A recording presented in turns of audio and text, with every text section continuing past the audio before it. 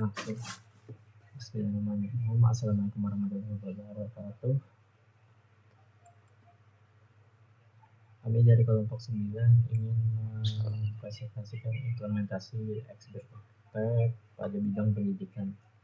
Analisis rasa aman siswa di sekolah. Studi kasusnya dari jurnal The Profile of a Student Sense of Safety at School, PLCD, YESA 2022.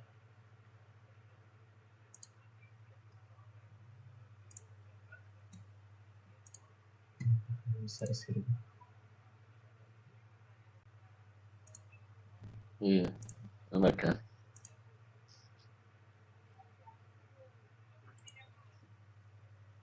Udah ada. Udah tahu. Benar.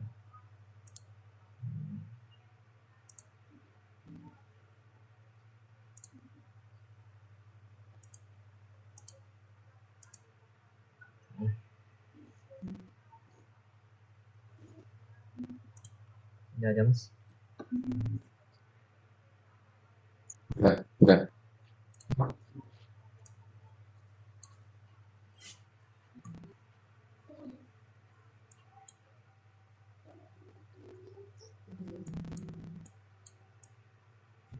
Nah,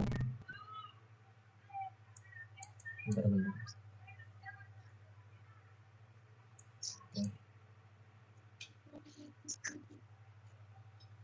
Yang pertama, slide pertama yaitu pengertian umum iceberg effect. Metafora gunung es. Fenomena iceberg effect adalah metafora di mana masalah yang terlihat di permukaan hanyalah sebagian kecil dari akar masalah sebenarnya. Kemudian ada bagian tersembunyinya, bagian terbesar dari masalah tersembunyi di bawah permukaan. Hidden invisible memerlukan analisis mendalam untuk mengidentifikasi akar penyebabnya. Dalam pendidikan, misalnya perilaku buruk atau nilai akademik yang rendah seringkali merupakan gejala dari krisis yang lebih dalam dan kompleks. Kemudian ada pendekatan holistik, memerlukan pemahaman menyeluruh tentang faktor-faktor tersembunyi yang memengaruhi kinerja siswa.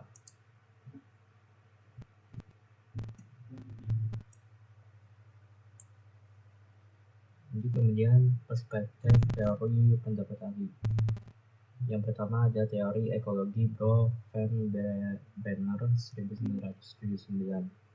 Perkembangan siswa dipengaruhi oleh lapisan sistem yang saling terkait, mulai dari mikrosistem, keluarga, dan sekolah, hingga makrosistem budaya dan struktur sosial ekonomi.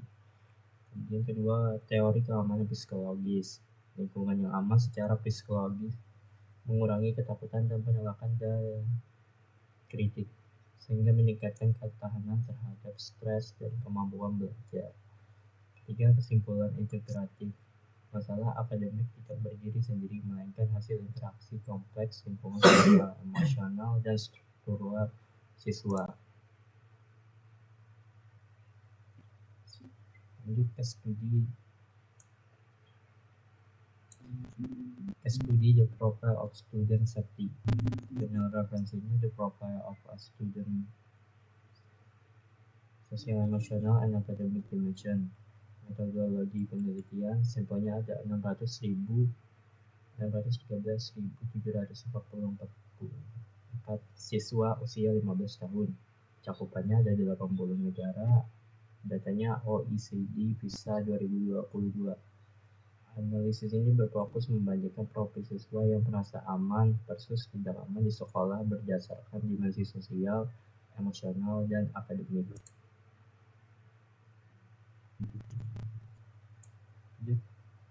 Identifikasi masalah, the tip of iceberg.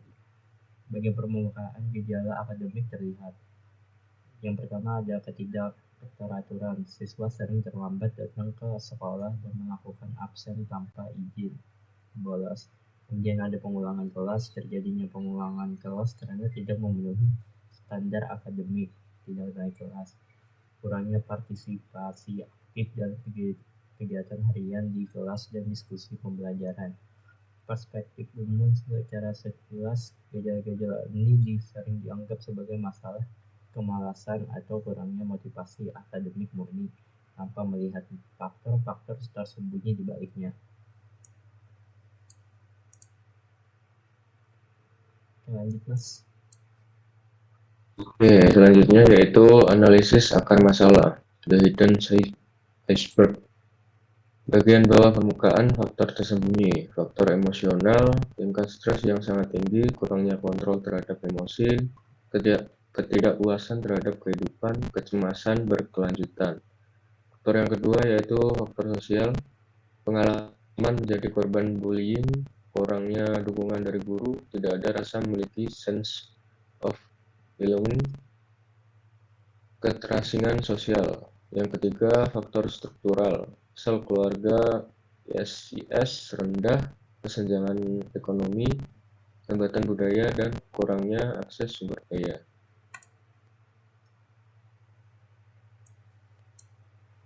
Selanjutnya, penanggulangan pendekatan komprehensif. Yang pertama, pendekatan holistik, mengubah fokus dari sekedar menghukum perilaku indisipliner menjadi memberikan hubungan emosional dan psikologis pada yang komprehensif kepada siswa, membangun iklim sekolah, menerapkan kebijakan anti kekerasan dan anti bullying yang adaptif, menciptakan lingkungan sekolah yang aman dan mendukung. Terakhir, keterlibatan ekosistem, melibatkan para keluarga dan guru secara aktif untuk membentuk jaring pengaman atau safety net sosial bagi siswa yang rentan menghadapi masalah.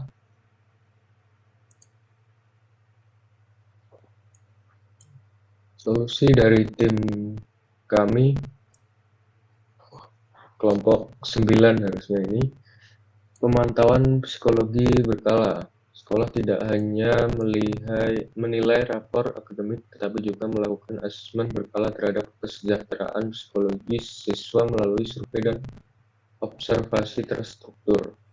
Pelatihan empati untuk pendidik, guru dilatih untuk mengidentifikasi gejala gunung es melalui pelatihan khusus agar dapat merespon perilaku negatif dengan bantuan dan dukungan, bukan sekedar sanksi disiplin. Terakhir, program inklusi sosial, menciptakan kegiatan sekolah yang menjembatani kesenjangan sosial ekonomi antar siswa, membangun rasa persaudaraan dan mengurangi stigma sosial.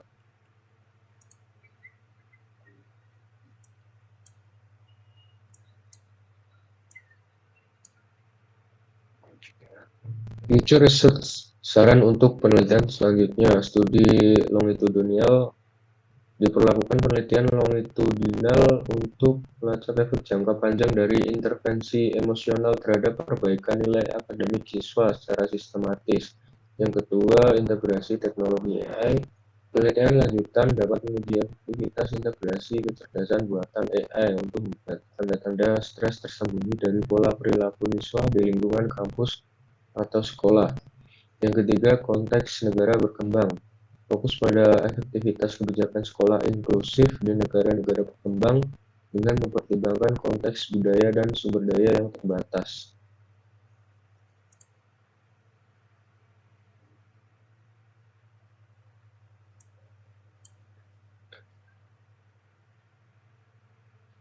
Terima kasih dari kelompok kami. Wassalamualaikum warahmatullahi wabarakatuh.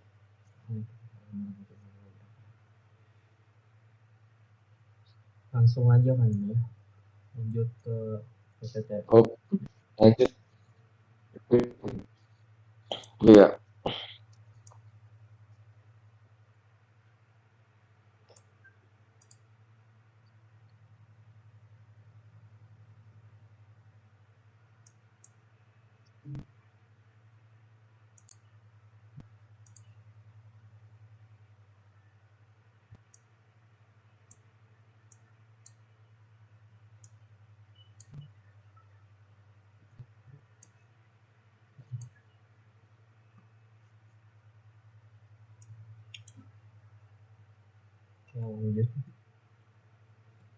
Lanjut. Lanjut sekarang ada PPT. Pertama, kami ingin mempresentasikan lagi tentang domino effect dan iceberg effect. Implementasi OHS dalam pendidikan. kelompok 9.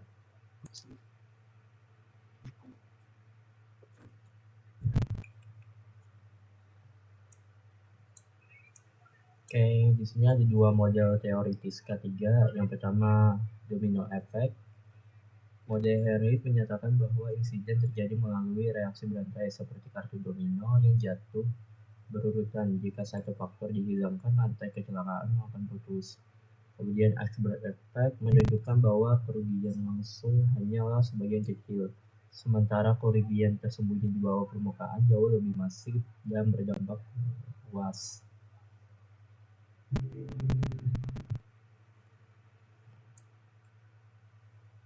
Perspektif ahli dalam konteks pendidikan adalah yang pertama, akar masalah root cause. Domino effect menekankan pada kontrol manajemen dan kondisi lingkungan yang tidak aman sebagai penyebab fundamental kecelakaan. Dampak tersembunyi ketiadaan keamanan fisik dan psikologis tidak hanya menyebabkan kecelakaan fisik, tetapi memperburuk kesehatan mental anak dan remaja secara tersembunyi. School Thorn 2016. Kemudian ada diskriminasi risiko. Keselamatan guru sering diabaikan karena lingkungan sekolah dianggap berisiko rendah, padahal ancam psikososialnya sangat tinggi.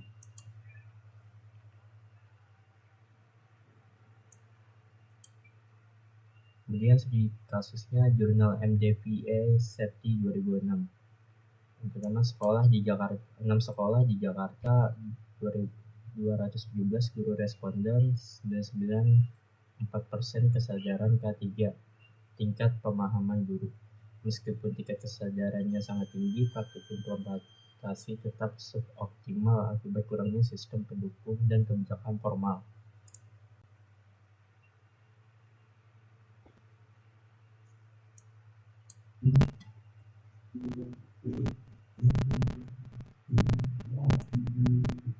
Pertama, analisis domino effect.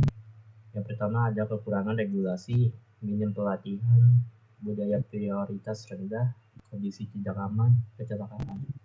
Yang pertama, kurangnya regulasi. Tidak ada pedoman resmi K3 khusus untuk sekolah dari pemerintah. Kedua, minim pelatihan, sosialisasi K3 tidak berkelanjutan dan hanya seadanya. Tiga, budaya prioritas rendah. Manajemen menganggap K3 bukan prioritas utama. Kondisi tidak aman, minimnya partisipasi dalam simulasi darurat dan pemakaian APD. 05, terjadinya insiden, kecelakaan belajar atau darurat tidak tertangani.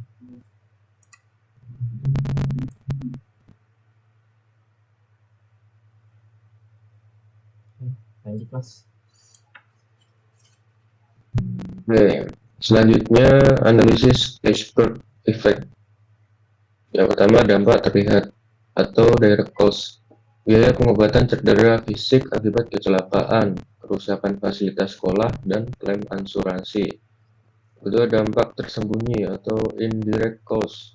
Beban kerja berlebih, stres, burnout guru, penurunan produktivitas dan tinggi absensi. Iklim emosional sekolah memburuk, dampak pada hasil belajar siswa.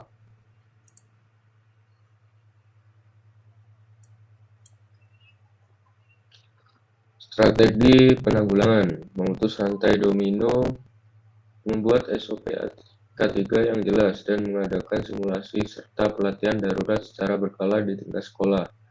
Mengikis gunung es, pendekatan whole school, yang mengintegrasikan kesehatan, keselamatan, dan kesejahteraan psikososial dalam kurikulum. Kolaborasi eksternal, bekerja sama dengan pemadam kebakaran atau puskesmas untuk sosialisasi konkret dan pelatihan.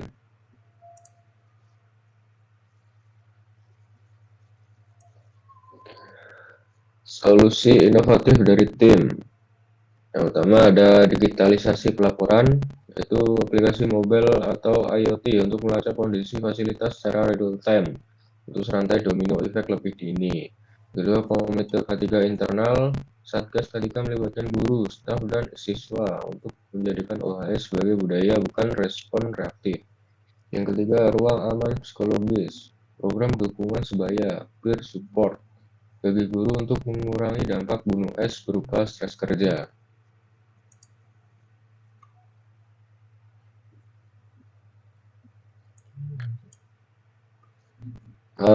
penelitian mendatang. Yang pertama, integrasi teknologi. Penelitian tentang sensor pintar berbasis mikrokontroler untuk deteksi otomatis bahaya fisik di lingkungan pendidikan. Kedua, studi kuantitatif jangka panjang. Mengukur korelasi antara kebijakan K3 komprehensif terhadap performa akademik siswa secara nasional. Ketiga, kerangka regulasi khusus. Mengembangkan regulasi K3 pendidikan yang dirancang khusus untuk negara berkembang.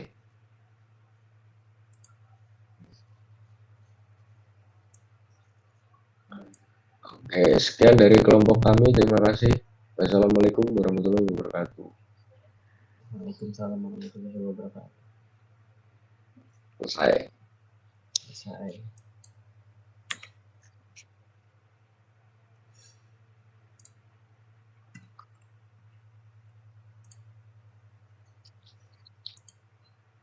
Untuk wadah ya? Iku